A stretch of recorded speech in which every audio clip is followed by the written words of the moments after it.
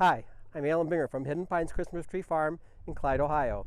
We're in Sandusky County in the north central part of the state. Our farm is located right on the south edge of town, actually within the city limits.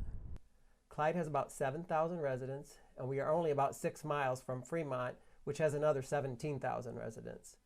We're within 20 miles of 4 more county seats, including Tiffin, Port Clinton, Sandusky, and Norwalk, so we do have a decent-sized population to draw from, with only 2 other farms in our immediate area. And we have the same problem many of you do, which is not enough trees to meet demand. We are a pretty small operation with about 30 acres, but only about 15 acres are suitable for trees. We are planting firs everywhere we can.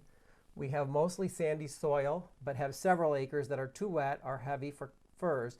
So we do have some pine, blue spruce, Black Hill spruce, and Norways. In the areas we can grow fir, we are about 75% Canaan, and then the rest in Concolor and Fraser, with a few trial sections of Korean and Turkish fir. Last year we planted 800 Canaan, 500 Fraser, 125 white pine, and 125 blue spruce. We had 300 Canaan plugs +1+1, and the other 500 were 2-2s, as were the pines and the spruces. This year we're planting 1,000 Canaan fir plugs +2, 200 concolors, and 100 Norway spruce. When we first started the farm, I was buying only seedlings, mainly because of the cost and also because I was using a double bar to plant, and it was just easier to plant the smaller stock. Even though I still plant 100% by hand, I now have scrapped the double bar and only plant the largest transplants that I can find, so I'm using a spade.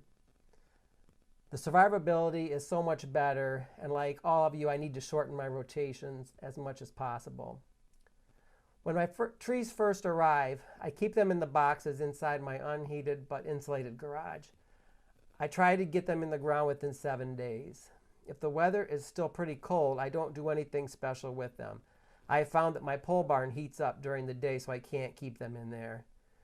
If the weather is warmer, or I don't think that I will be able to get them all on the ground within a week, I will take them out of the boxes and heel them into the ground right in their bundles on the north side of my barn in the shade where I can keep them watered. I'm a one-person operation, but I can usually get 200 to 300 trees planted per day unless we have poor weather, so getting them all on the ground within a week is usually doable. As I open each bundle, I will prune any extra long roots and then stick them in a bucket with soil moist root dip. I usually only will take what I can fit in a bucket or 2 out at a time to minimize exposure to wind and sun.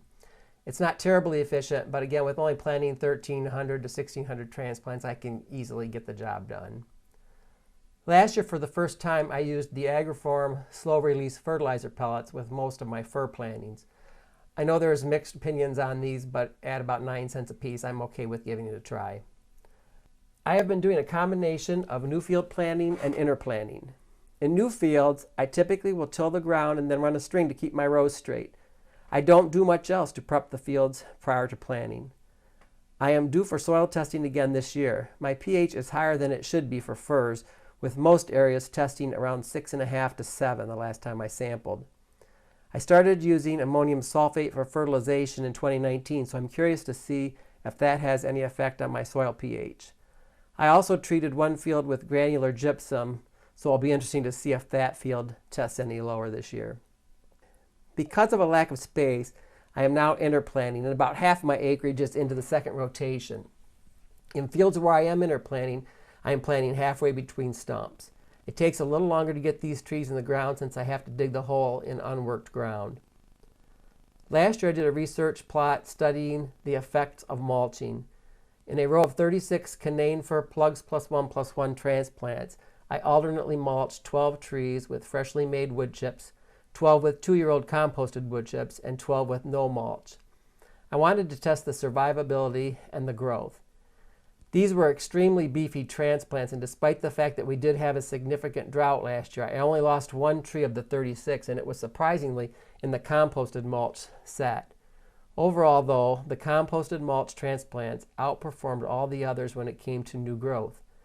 The remaining 11 trees in that group increased their height an average of 48.6%, while the other 2 sets increased their overall height by just over 42%. I also took an unscientific measure of soil temps on June 30th when the air temp was a sunny 90 degrees. The soil temp on that day at 2 inches underground in the unmulched area was over 120 degrees, while the soil temps under the mulch was just over 80 degrees.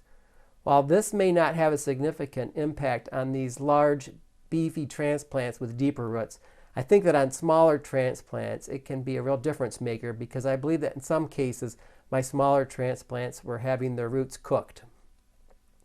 I had another field of 300 Fraser fir 2-2 transplants, which while not intentionally in the study showed quite dramatic results.